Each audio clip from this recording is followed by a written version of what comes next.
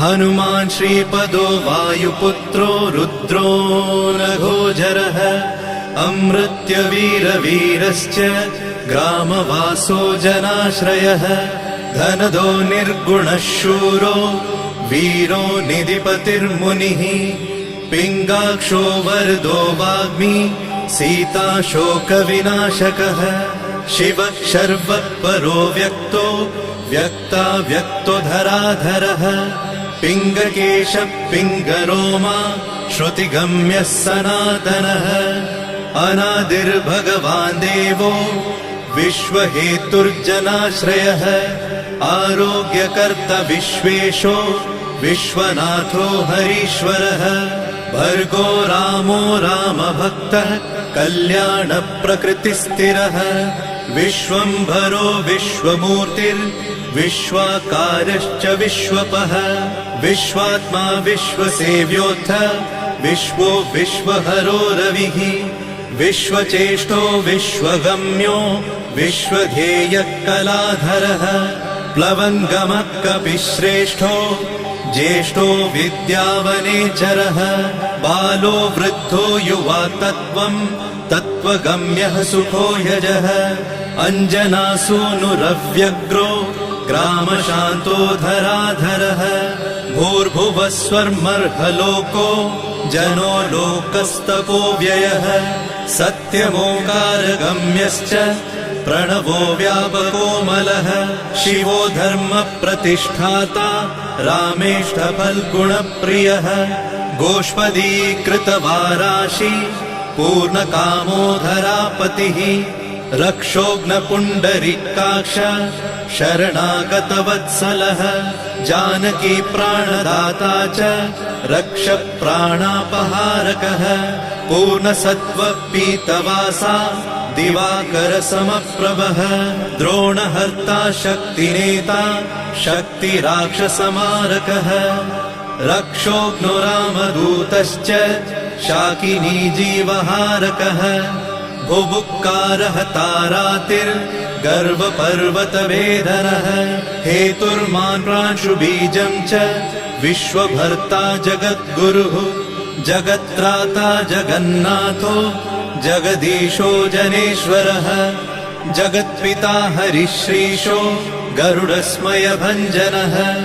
पार्थध्वजो वायुपुत्रो अमितपुच्छोऽमितप्रभः ब्रह्मपुच्छ परब्रह्म पुच्छो रामेष्ट एव च सुग्रीवादियुतो ज्ञानी वानरो वानरेश्वरः कल्पस्थायी चिरञ्जीवी प्रसन्नश्च सदाशिवः सन्मतिः सद्गतिर्भुक्ति मुक्तिदः कीर्तिदायकः कीर्तिः कीर्तिपदश्चैव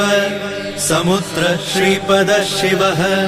उदधिक्रमणो देवः संसारभयनाशनः वार्धिबन्धनकृद्विश्व जेता विश्वप्रतिष्ठितः लङ्कारिः कालपुरुषो लङ्केशगृहभञ्जनः भूतावासो वासुदेवो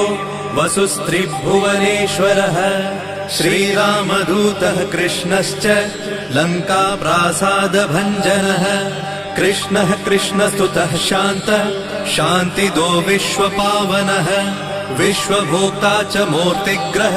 ब्रह्मचारी जितेन्द्रियः ऊर्ध्वगोलाङ्गुलीमाली लाङ्गूलहतराक्षसः समीरतनुजो वीरो वीरमारो जयप्रदः जगन्मङ्गलदः पुण्यः पुण्यश्रवणकीर्तनः पुण्यकीर्तिः पुण्यगतिः जगत्पावनपावनः देवेशोजितरोधश्च रामभक्तिविधायकः ध्याता ध्येयो नभः साक्षी चेतश्चैतन्यविग्रहः ज्ञानदः प्राणदः प्राणो जगत्प्राणः समीरणः विभीषणप्रियः शूरो पिप्पलाश्रयसिद्धिदः सुहृत्सिद्धाश्रयः कालः कालभक्षकभर्जितः लङ्केशनिधनस्थायी लङ्कादाहक ईश्वरः चन्द्रसूर्याग्निनेत्रश्च कालाग्निः प्रलयान्तकः कपिलः कपिशः पुण्य राशिर्द्वादश राशिगः सर्वाश्रयो प्रमेयात्मा रेवत्यादिनिवारकः लक्ष्मण प्राणदाता च सीता जीवन हेतुकः रामध्येयो ऋषिकेशो विष्णुभक्तो जटिबली देवारिदर्पहा होता कर्ता हर्ता जगत्प्रभुः नगरग्रामपालश्च शुद्धो बुद्धो निरन्तरः निरञ्जनो निर्विकल्पो गुणातीतो भयङ्करः हनुमान्शद्दुराराध्यः तपःसाध्यो मरेश्वरः जानकी घनशोकोत्थ तापहर्ता परात्परः वाङ्मयः सदसद्रुपः कारणं प्रकृतेः परः भाग्यदो निर्मलो नेता पुच्छलङ्का विदाहकः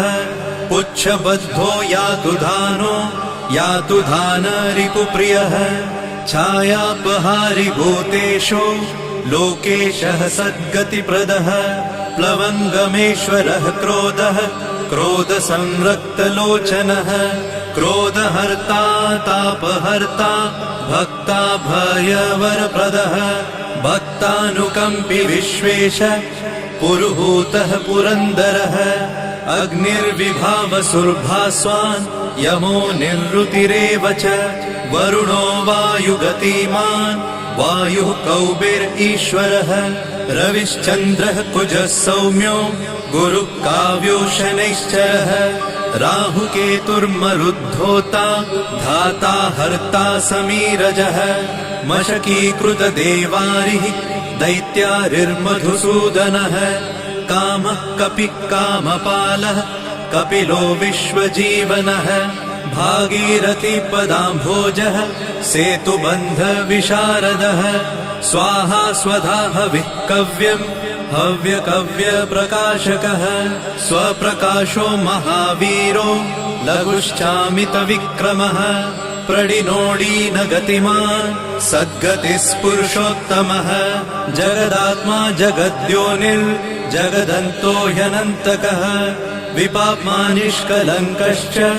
महान् महदहङ्कृतिः खं वायुः पृथिवीयप वह्निर्दिक्काल एव च क्षेत्रज्ञः क्षेत्रपालश्च पल्वलीकृतसागरः हिरण्मयः पुराणश्च खेचरो भूचरो मनुः हिरण्यगर्भः सूत्रात्मा राजराजो विशाम्पतिः वेदान्तवेद्योद्गीतश्च वेदाङ्गपारगः प्रतिग्रामस्थितः साध्य स्फूर्तिदाता गुणाकरः नक्षत्रमालिभूतात्मा सुरभिः कल्पपादपः चिन्तामणिर्गुणनिधिः प्रजापतिर्नुत्तमः पुण्यश्लोकः पुरारातिर्ज्योतिष्मान् शार्वरीपतिः किलिकिल्यारवत्रस्त भूतप्रेतपिशाचकः ऋणत्रयहरः सूक्ष्मः स्थूलः सर्वगतः पुमान् अपस्मारहरः स्मर्ते श्रुतिर्गाथा स्मृतिर्मनुः स्वर्गद्वारः प्रजाद्वारो मोक्षद्वारं कपीश्वरः नादरूपः परब्रह्म ब्रह्मा पुरातनः एको नैको जनः शुक्ल स्वयं ज्योतिरनाकुलः ज्योतिर्ज्योतिरनादिश्च सात्विको राजसत्तमः तमोहर्ता निरालम्बो निराकारो गुणाकरः गुणाश्रयो गुणमयो बृहत्कायो बृहद्यशाः बृहद्धनुर्बृहत्पादो बृहन्मूर्धा बृहत्स्वनः बृहत्कर्णो बृहन्यासो बृहन्नेत्रो बृहद्गलः बृहद्यत्नो बृहच्चेष्टो बृहत्पुच्छो बृहत्करः बृहद्गतिर्बृहत्सेव्यो बृहल्लोकफलप्रदः बृहच्छक्तिर्बृहद्वाञ्छा फलदो बृहदीश्वरः बृहल्लोकनुतो द्रष्टा विद्यादाता जगद्गुरुः देवाचार्यः सत्यवादी ब्रह्मवादी कलाधरः सप्तपातालगामी च मलयाचल संश्रयः उत्तराशास्थितः श्रीदो दिव्यौषधवशः खगः शाखामृगः कपीन्द्रश्च पुराणः श्रुतिसञ्चरः चतुरो ब्राह्मणो योगी योगगम्यः परात्परः अनादिनिधनो व्यासो वैकुण्ठः पृथिवीपतिः पराजितो जिताराशिः सदानन्दश्च ईशिता गोपालो गोपतिर्गोप्ता कलिः कालः परात्परः मनोवेगी सदा योगी संसार भयनाशनः तत्त्वदाता च तत्त्वज्ञः तत्त्वं तत्त्वप्रकाशकः शुद्धो बुद्धो नित्ययुक्तो युक्ताकारो जयप्रदः प्रलयोमितमायश्च मायातीतो विमत्सरः मायानिर्जितरक्षश्च मायानिर्मितविश्वपः मायाश्रयश्च निर्लेपो मायानिर्वञ्चकसुखः सुखी सुखप्रदो नागो महेश कृतसंस्थवः महेश्वरः सत्यसन्धः शरभः कलिपावनः रसो रसज्ञसम्मानः तपश्चक्षुः च भैरवः घ्राणो गन्धस्पर्शनञ्च स्पर्शोऽहङ्कारमानदः नेति नेतिति गम्यश्च वैकुण्ठभजनप्रियः गिरिशो गिरिजाकान्तो दुर्वासः कविरङ्गिराः भृगुर्वसिष्ठश्च वनः तुम्बुरुर्नारदो मलः विश्वक्षेत्रं विश्वबीजं विश्वनेत्रश्च विश्वपः याजको यजमानश्च पावकः पितरस्तथा श्रद्धा बुद्धि क्षमा तन्द्रा मन्त्रो मन्त्रयुतस्वरः राजेन्द्रो भूपति कण्ठ माली संसारसारथिः नित्यसम्पूर्णकामश्च भक्तकामधुगुत्तमः गणपकीशपो भ्राता पिता माता च मारुतिः सहस्रशीर्षा पुरुषः सहस्राक्ष सहस्रपात् कामजित् कामदहन कामकाम्य फलप्रदः मुद्रहारी रक्षोघ्नः क्षितिभारहरो बलः नखदंष्ट्रायुधो विष्णु भक्तो भयवरप्रदः दर्पः दर्पदो दृप्तः शतमूर्तिः अमूर्तिमान् महानिधिर्महाभोगो महाभोगो महार्थदः महाकारो महायोगी महातेजा महाद्युतिः महाकर्मा महानादो महामन्त्रो महामतिः महाशयो महोदारो महादेवात्मको विभुः रुद्रकर्मा क्रूरकर्मा रत्ननाभः कृतागमः अम्भोधिलङ्घनः सिंहो नित्यो धर्मप्रमोदनः जितामित्रो जयः सामो विजयो वायुवाहनः जीवदाता सहस्रांशुः मुकुन्दो भूरि दक्षिणः सिद्धार्थसिद्धिदः सिद्ध सङ्कल्पसिद्धिहेतुकः सप्तपातालभरणः सप्तर्षिगणवन्दितः सप्ताभिलङ्घनो वीरः सप्तद्वीपोरुमण्डलः सप्ताङ्गराज्यसुखदः सप्तमात्र निषेवितः सप्तलोकैकमुकुटः सप्तहोतास्वराश्रयः सप्तच्छन्दोनिधि सप्त छन्द सप्त जनाश्रयः सप्तसामोपगीतश्च सप्तपातालसंश्रयः मेधाविकीर्तिदः शोक हरिदौर्भाग्यनाशनः सर्ववश्यकरो भर्गो दोषघ्नपुत्रपौत्रदः प्रतिवादी मुखस्तम्भो दुष्टचित्तप्रसादनः पराभिचारशमनो दुःखघ्नुबन्धमोक्षदः नवद्वारपुराधारो नवद्वारनिकेतनः नरनारायणस्तुत्यो नरनाथो महेश्वरः मेखली कवची खड्गी भ्राजिष्णुर्विष्णुसारथिः बहुयोजन विस्तीर्ण पुच्छ पुच्छ हतासुरः दुष्टग्रह निहन्ता च पिशाच ग्रह घातुकः बालग्रह विनाशी च धर्मो नेता कृपाकरः उग्रकृत्योग्रवेगश्च उग्रनेत्र शतक्रतुः शतमन्युस्तुतस्तुत्य महातेजो महाबलः समग्र गुणशाली च व्यग्रो रक्षो विनाशकः रक्षोघ्नहस्तु ब्रह्मेश श्रीधरो भक्तवत्सलः मेघनादो मेघरूपो मेघवृष्टिनिवारकः मेघजीवनहेतुश्च मेघश्यामो परात्मकः समीरतनयो बोधा तत्त्वविद्याविशारदः अमोघो मोघवृद्धिश्च इष्टदो निष्टनाशकः